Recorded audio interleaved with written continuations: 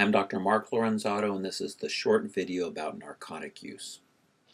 Narcotics are in different schedules. Schedule 2 drugs are stronger, more potent than Schedule 3. I frequently write Schedule 3 as hydrocodone with acetaminophen, also known as Vicodin or Lortab, frequently in the elixir form.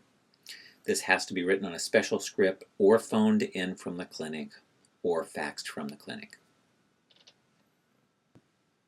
Common side effects to all narcotics include nausea and vomiting related to biliary or bile system spasm.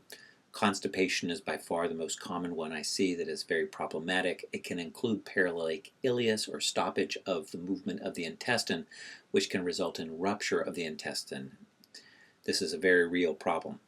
Itchiness, drowsiness, respiratory depression, dry membranes, urinary retention, impaired alertness, circulatory compromise, and confusion are all relatively common and are seen to different degrees in people from the relative to the dose and to their age and their ability to eliminate the narcotic metabolites from their system. Abnormal heart rhythms are rare, but special attention needs to be paid to anybody with a tendency to dysrhythmias. Other common problems: habituation or addiction. Habituation is a problem, but when we understand it, we can deal with it.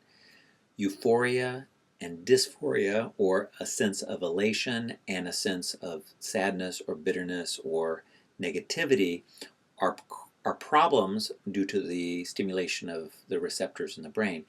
These are problems because people with mood disorders can be found to be out of control or can push them out of control.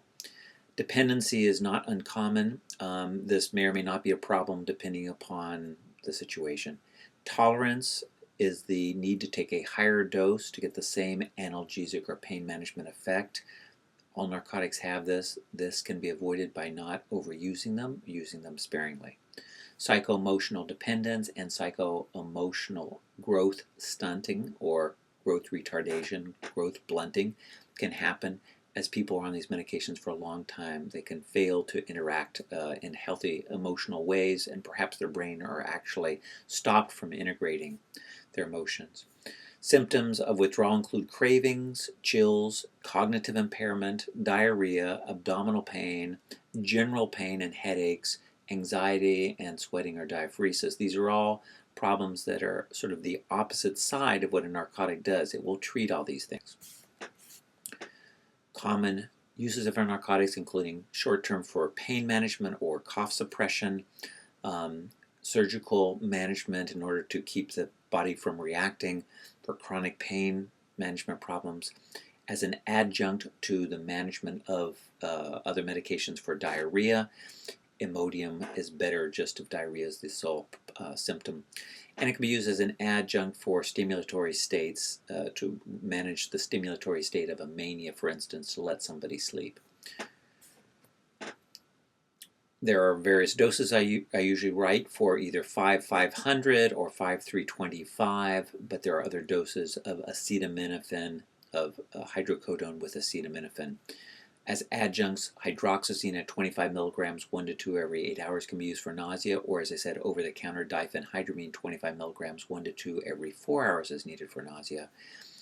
Instead of hydrocodone with acetaminophen in those patients that do well with codeine, I may write for promethazine with codeine. Promethazine is an anti-nausea medicine. This is as an elixir. 6.25 milligrams of promethazine and 10 milligrams of codeine is taken as 1 teaspoon every 4 to 6 hours with a maximum of 30 mLs in 24 hours. Very good. Hope that worked.